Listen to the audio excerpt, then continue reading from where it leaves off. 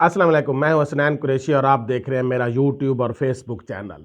जहां एक तरफ पूरी दुनिया में इलेक्शन जो है वो स्टेबिलिटी की अलामत होते हैं, लेकिन पाकिस्तान में इलेक्शन जो है वो पहले से ज़्यादा इंस्टेबिलिटी क्रिएट कर देते हैं। और रिसेंटली जो इलेक्शन हुए हैं और इसमें जिस वसी पैमाने पर धांधली हुई है, और अभी तक इलेक्शन कमीशन जो मुसलसल उस धांधली को और करप्शन को प्रमोट कर रहा है, उसकी डिटेल भी मैं आपको बताता हूं। और आज कराची में हर तरफ एहतजाज है, सिंध पूरे में GDA, JUIF, PTI, इन सब जमातों की तरफ से, जमात इस्लामी, इन सब की तरफ से हर तरफ, जहां पर एक तरफ आज असम्बली के अरकान हलफ उठा रहे हैं तो दूसरी तरफ हर तरफ पूरे सिंध में एहतजाज है। उसकी डिटेल भी मैं आपको बताता हूँ। और सदर पाकिस्तान की जो लास्ट डेडलाइन है इलेक्शन कमीशन ने उसकी डेट भी अनाउंस कर दी है। इन सब की डिटेल से पहले आप दोस्तों ये गुजारिश है कि मेरे चैनल को सब्सक्राइब करें, लाइक करें, शेयर करें। शुक्रिया। जब से हम पैदा हुए हैं हम सुनते आ रहे हैं कि पाकिस्तान नाजुक दौर से गुजर रहा है, पाकिस्तान नाजुक दौर से गुजर रहा है। और हमारी 36-37 साल उम्र हो गई है, लेकिन पाकिस्तान का नाजुक दौर अभी तक ख़त्म नहीं हुआ। और रिसेंटली जो इलेक्शन हुए हैं, उन इलेक्शन के नतीजे में जो वसी पैमाने पर रिगिंग की गई, फार्म 45 से फार्म 47 पर जो रिजल्ट चढ़ाए गए वो गलत चढ़ाए गए, और लोगों को जो 50-50 हज़ार की, 70-70 हज़ार की लीड से जीत रहे थे उनको हरवाया गया। लेकिन इलेक्शन कमीशन अभी भी उस पर भी सेटिस्फाई नहीं हुआ। और जो PTI की रिजर्व सीटें हैं, जो उनका राइट बनता है, इलेक्शन कमीशन अभी तक उनको रोके हुए है। और इसी तरह नेशनल असम्बली में जो सबसे बड़ी जमात थी वो PTI के जो हिमायत याफ्ता जमात सुन्नी इत्तेहाद कौंसल, उसमें उनके 85 मेंबरान ने जो शमूलियत अख्तियार कर ली, तो वो सबसे ज़्यादा जो है इस वक्त उनकी तादाद थी 81। और PMLN उसके बाद दूसरे नंबर पर थी 75। लेकिन इलेक्शन कमीशन ने उनको रिजर्व सीटें देकर उनको पहले नंबर पर ला खड़ा किया 85। और जो सुन्नी इत्तेहाद कौंसल है उसको 81 पर ही रखा है, उसको अभी तक रिजर्व सीटें नहीं दी गई। हालांकि PTI के अरकान सिर्फ इसी वजह से सुन्नी इत्तेहाद कौंसल में शामिल हुए थे कि हमारी रिजर्व सीटें हमें मिल जाएंगी। और आइन और ला हमने तो यही पढ़ा है कि जब अगर आप किसी भी जमात में शामिल हो जाते हैं तो उस जमात की स्ट्रेंथ के मुताबिक उनको जो है वो रिजर्व सीटें मिलती हैं। लेकिन इलेक्शन कमीशन अभी भी उसमें बार बार रिगिंग कर रहा है, बार बार हर महाज पर फरीक बना हुआ है, जानिबदार बना हुआ है, और PTI का रास्ता रोकने की हर मुमकिन कोशिश कर रहा है।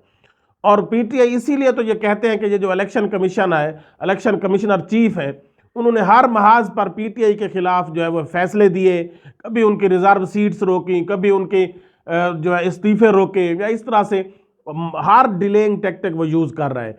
और अब रिसेंटली जो इस इलेक्शन में फ्रॉड के बाद भी इलेक्शन कमीशन खुश नहीं है, और अभी तक भी इलेक्शन कमीशन PTI की जो रिजर्व सीट है उनको वो नहीं दे रहा। तो आप क्या समझते हैं कि इससे क्या मुल्क के अंदर स्टेबिलिटी आएगी? मुल्क के अंदर जो इस वक्त अफरा तफरी फैली हुई है, हर तरफ बेचैनी है, हिचकिचाहट है, लोग परेशान हैं, मुल्क के अंदर अफरा तफरी है, और मीडिया में हर तरफ हलचल मची हुई है, लेकिन इलेक्शन कमीशन उसको मजीद प्रमोट करना चाहता है। जब आप लोगों का जीने का हक भी छीन लेंगे, उनको हर तरह से आप पाबंद करते जाएंगे, तो यकीनन फिर जो लोग निकलेंगे, लावा फटेगा, और उससे फिर आपके लिए बर्दाश्त करना मुश्किल हो जाएगा। और आज सिंध असम्बली में जो है उनके 9 मुंतखब अरकान ने हलफ उठाया, तो दूसरी तरफ हर तरफ एहतजाज ही एहतजाज हैं, चाहे वो GDA है, चाहे वो जमात इस्लामी है, चाहे वो JUIF है। उनके भी राशिद महमूद सोमरो जो है, उन्होंने अल्लामा राशिद महमूद सोमरो की क़यादत में बहुत बड़ा जुलूस, और हर तरफ वो पुलिस वाले लोगों को तशद्दुद करके मार रहे थे। और ये पीपल्स पार्टी जो बड़ी जमहूरियत पसंद बनती है, क्या लोगों को इस तरह से मारना, पुलिस का टार्चर करना, पुरअमन एहतजाज पर उनको मारना और उनको वहशियाना तौर पर तशद्दुद का निशाना बनाना, क्या ये जमहूरियत को आप पनपने दे रहे हैं? और पीपल्स पार्टी जो जमहूरियत की चैंपियन बनती है, इस तरह से अगर आप लोगों को मारेंगे और उनसे एहतजाज का हक जो उनका आइन उनको देता है वो छीनेंगे, तो यकीनन इससे मजीद अनारकी फैलेगी। और हलीम आदिल शेख, हाफिज नईमुर रहमान ने प्रेस क्लब कराची के बाहर एक प्रेस कॉन्फ्रेंस भी की, और उसकी थोड़ी सी डिटेल आप सुन लें। फ्री फेयर ट्रांसपेरेंट इलेक्शन कराना इनकी जिम्मेदारी। झरलू इलेक्शन कहीं आइन में नहीं लिखा हुआ झरलू इलेक्शन करा, तो फ्री फेयर ट्रांसपेरेंट इलेक्शन कराना जिम्मेदारी है जिस पर इलेक्शन कमीशन नाकाम। उसके अलावा पंजाब में इन्होंने इलेक्शन डिले किया, केपी में डिले किया, मरकज में डिले किया और आइन तोड़ दिया। आइन तोड़ने वाले की सजा मौत है, फांसी का फंदा है। आर्टिकल 6 पता इंशाल्लाह गवर्नमेंट में आएगा, इस इलेक्शन कमीशन और उसके मेंबरान पे आर्टिकल 6 लगाएंगे। और ये तो हो गए डाकू। जब कोई डाका डलता है तो उसका सामान किसी को बेचा जाता है।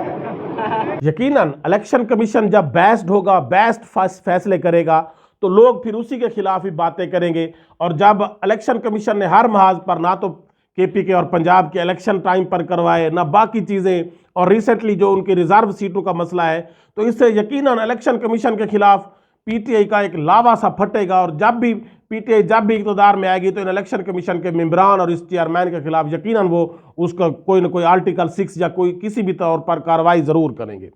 उसके बाद जो सदर आरिफ अलवी साहब है, इलेक्शन के बाद जो रूल्स और आइन के मुताबिक है कि वो 1 माह तक, ज़्यादा से ज़्यादा 1 माह तक सदर रह सकते हैं। और इसीलिए अब उन्होंने जो है इलेक्शन कमीशन ने उनकी डेट अनाउंस कर दिया है कि 9 मार्च तक, मैक्सिमम 8 मार्च तक, क्योंकि 8 फरवरी को इलेक्शन हुए हैं, तो 8 मार्च तक वो मजीद सदर के लिए जो है ओहदे तक कायम रह सकते हैं। इसीलिए इलेक्शन कमीशन ने उसके लिए जो है वो प्रिपरेशन शुरू कर दी है। और 8 या 9 मार्च को सदारती इलेक्शन होंगे। और पीटीआई जो सदर पाकिस्तान आरिफ अलवी से बड़ी उम्मीदें लगाई बैठी है कि वो जाते जाते पीटीआई के लिए या इमरान खान की सज़ाएं मुआफ़ करने के लिए कोई इकदाम उठाएंगे। देखते हैं वो इसमें कोई पेशरफ्त करते हैं या वो भी डर कर खामोशी से, चुपके से चले जाते हैं। अल्लाह हाफिज़।